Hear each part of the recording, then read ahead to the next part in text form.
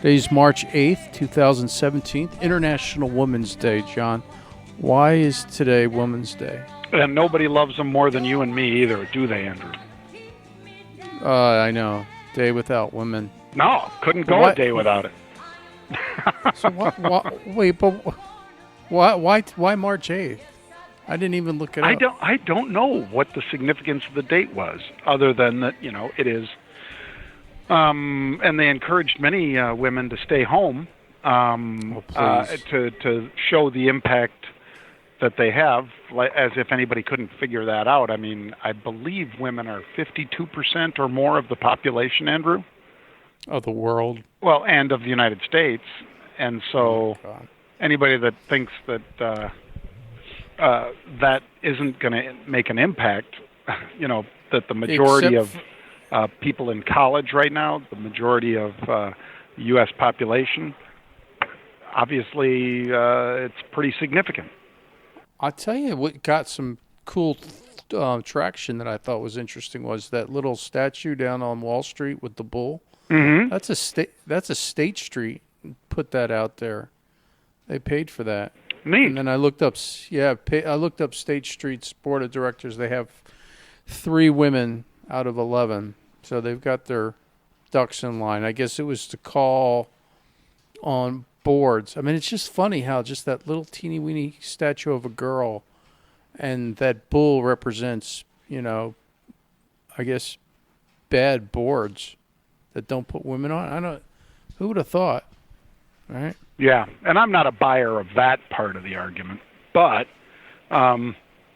it's everywhere. Progress is made, more needs to be made, and as far as subjects that are going to move our markets, this is not one of them today.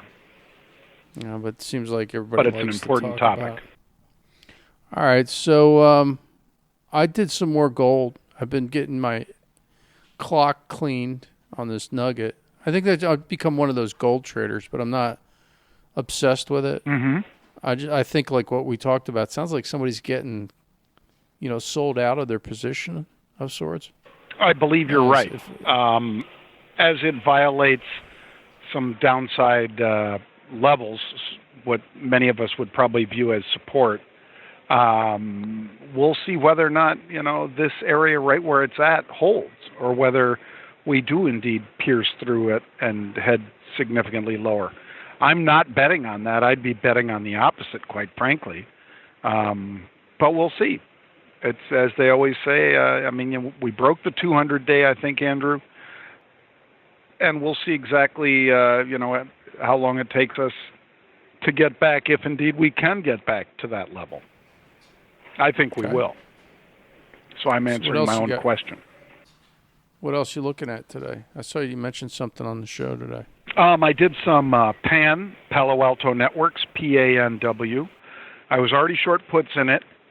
Today I covered most of those puts for a big fat profit because I think most of the folks that have been watching this stock know that it fell out of bed really dramatically beginning of March. Earnings came in, they were pathetic. Guidance wasn't so hot. I mean, the trifecta of bad, Andrew. So they were having execution issues, and the stock was, basically $150 end of Feb. And all of a sudden, days later, it's 115. I will take that bet that this thing is due for a bounce. So I did that, and I bought it. I bought stock, and I sold puts. Now I've covered my short puts, and I'm trying to get into long call spreads. Okay. And what else do you like? Let's see. I liked that Intel trade that I talked about on the halftime report, INTC. Somebody bought a ton of the 39 calls in May. Now, this is a big, big stock, obviously, $170 billion. We know what they make. We know what it takes for them to move several dollars, since they've got basically, almost 5 billion shares. You move $1, you're talking $5 billion in market cap. So I think the people that bought those calls for 18 cents are looking for a pop to 25, 30. They're probably not looking for the stock to actually make it all the way to 39. But as I told somebody on Twitter, if it gets up and sees a pop here, I'd be more than happy to take a double on this and sell half of them at least at 36 or higher, because that's what I'm looking for. I'm not looking for the stock price. I'm looking for a pop and then to be able to sell these calls, just like I believe the person that bought these calls and sold the puts out in May was looking for as well. That's on Intel. Intel, INTC. That's your Intel on Intel. Exactly.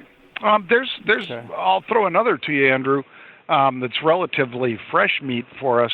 These NE, that's N like Nebraska, E like everything, NE calls.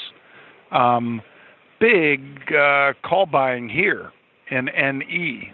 So I like that one. Mike Yamamoto over at Investitude saw it. April 6 calls with the stock right there at 6. Somebody buys almost 8,000 of them. Bang, like that for about, call it 52 cents. Nice. In April, I can see those right now. That's 46 days, 45 days out, April 17th. And if I can throw one more to you, Andrew, BioCrest, BCRX. This one absolutely breaking out. Again, BC, R like Romeo, X like X-ray. BioCrest Pharma. This is the highest level I can remember seeing it at in a while. The stock basically in October was under 4, and now it's pushing 9. That's a heck of a move. Been as high as 15 over the last 5 years, maybe $16. Fell out of favor in 2015 and now making a move again. I think this thing was in the news for like bird flu vaccines and things in the biotech space, if memory serves. That's right. I forgot about that. That was so long ago. Yep. Bird flu, when everybody was sick. And it's a real company. I mean, based down in North Carolina, it's market cap is 630 mil. So unlike Intel, this doesn't take a lot to move this one. 74 million shares. So yeah. Remember Ebola? I do. Worth watching this. And everybody was like, Ebola, and they're like, they got to the point where it was like, stop scaring everybody in the United States. Yep. With the Ebola stories. And BCRX, I forgot about that. God, it's like a blast from the past of 3, maybe 4 years ago.